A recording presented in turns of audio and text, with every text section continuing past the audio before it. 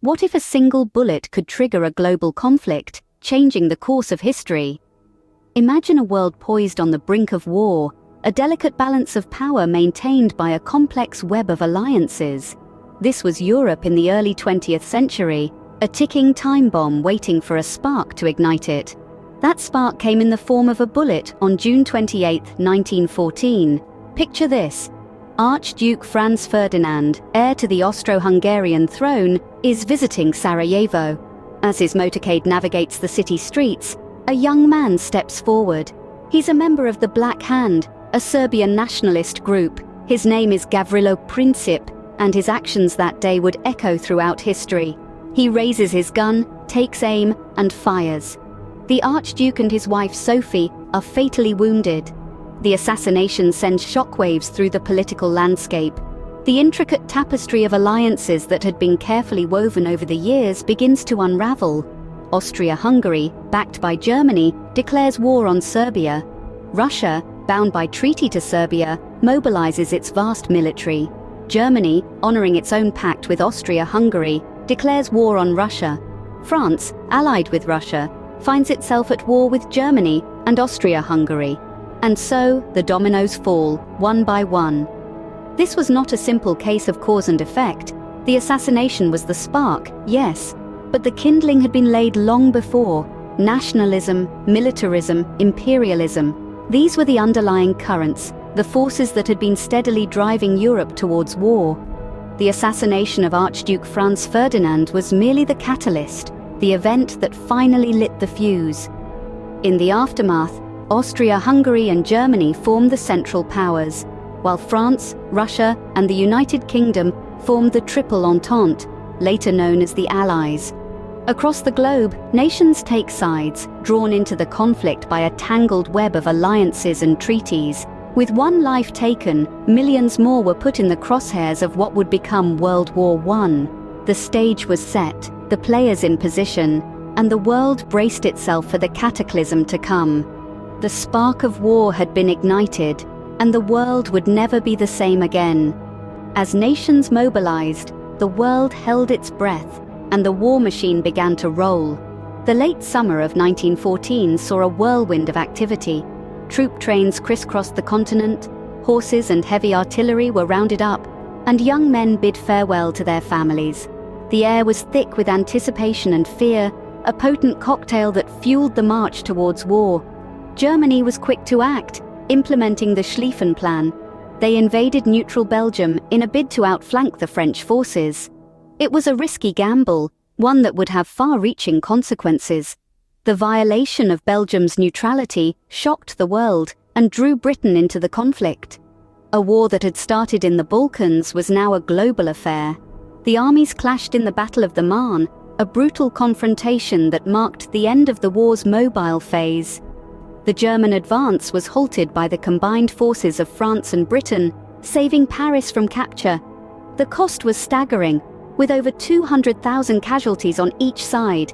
It was a harbinger of the bloodshed to come. Following the Battle of the Marne, both sides dug in, and the Western Front became a vast network of trenches stretching from the English Channel to the Swiss border. The war of movement had become a war of attrition. Days turned into weeks, weeks into months, with neither side gaining a decisive advantage. The face of warfare was changing, and the world was watching with bated breath. New technologies were introduced, each more deadly than the last. Machine guns mowed down waves of attacking soldiers, and poison gas brought a new level of horror to the battlefield. Tanks, initially crude and unreliable, began to make their appearance, hinting at the future of warfare. The Western Front had turned into a deadly chessboard, with neither side willing to retreat. The stage was set for a long, grueling conflict, a war unlike any the world had ever seen. As the war machine continued to roll, the human cost was only beginning to be counted. Imagine a world where technology and strategy meet in a deadly dance of destruction.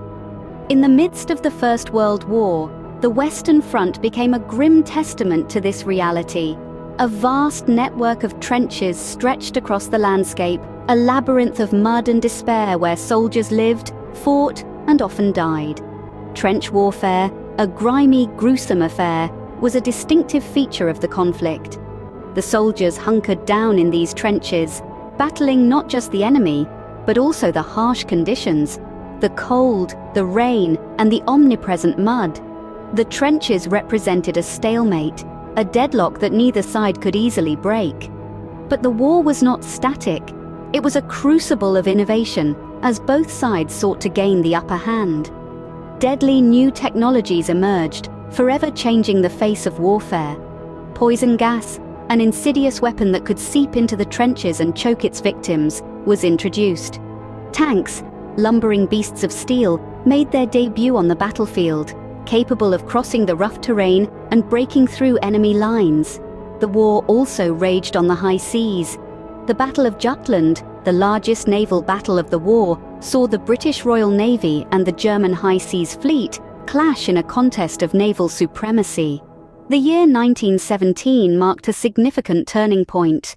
The United States, previously neutral, entered the war, bringing fresh troops and resources to bolster the weary Allies. Meanwhile, in Russia, the Bolshevik Revolution led to an abrupt exit from the war, altering the dynamics of the conflict. The Middle East too was a theater of war, with figures like Lawrence of Arabia playing a pivotal role and events like the Balfour Declaration shaping the region's future. The war was far from over, but the tide was beginning to turn. With the entry of the United States and the exit of Russia, the stage was set for the final chapters of this devastating conflict. The trenches and the new technologies had tested the endurance of nations and individuals alike, but the end was now in sight. As the war dragged on, the final push for victory would come at a heavy cost. In the early months of 1918, Germany, bolstered by the influx of troops from the Eastern Front, launched a last-ditch effort to turn the tide of war in their favor. This was known as the German Spring Offensive. The goal was clear: to break through the Allied lines before the full force of the United States could be brought to bear.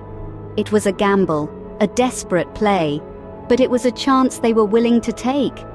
The offensive was initially successful, pushing the Allies back and creating a bulge in the front lines. But the German forces could not sustain their momentum. They were plagued by supply shortages and the debilitating effects of the Spanish flu pandemic. Their troops were exhausted, their resources depleted. Then came the 100 Days Offensive. The Allies, sensing the German weakness, launched a counterattack. With fresh American troops now on the scene, the tide of the war began to shift. Over the course of 100 days, the Allies pushed the Germans back, reclaiming lost territory and inching closer to the German border. And then, finally, on the 11th hour of the 11th day of the 11th month, the Armistice was signed. The war was over. The fighting had ceased. The world, it seemed, could finally breathe again, but the cost had been immense. Millions had died, cities lay in ruins, and entire nations were on the brink of collapse. The signing of the Armistice was not a cause for celebration, but rather a sigh of relief. The world had witnessed the horrors of industrialized warfare, had seen the destructive power of new technologies, and had felt the pain of lost generations. The guns fell silent, but the echoes of war were far from over. The true cost of the war, both in human lives and in its lasting impact on the world, would continue to be felt for generations to come. It was not the war to end all wars, as some had hoped, but rather a grim precursor of the conflicts that lay ahead. In the aftermath of the war, the world was forever changed, but at what cost? The year was 1919, and the Treaty of Versailles was signed. Germany, perceived as the aggressor, was burdened with harsh conditions. The nation was required to accept full responsibility for the war, pay hefty reparations, and significantly reduce its military. These harsh terms planted seeds of resentment and discontent, setting the stage for future conflicts. The economic strain from the reparations, coupled with the Great Depression of the 1930s, fueled the rise of Adolf Hitler and the Nazi Party, leading to the Second World War, an even more devastating global conflict. Beyond the geopolitical landscape, World War I also triggered profound societal and political changes. Women, who had taken over many traditionally male occupations during the war, were more reluctant to return to their pre-war roles, sparking a shift towards gender equality. The war also saw the fall of empires and the rise of new nations as the map of Europe was redrawn. In an effort to prevent future wars, the League of Nations was established. This precursor to the United Nations, however, was riddled with limitations. Key global powers, such as the United States, opted not to join, diminishing its effectiveness. Its lack of enforcement power meant that it could not prevent the aggression of Axis powers in the run-up to World War II. Yet, it would be remiss not to mention the human cost of the war. Millions of lives were lost, countless others maimed or psychologically scarred.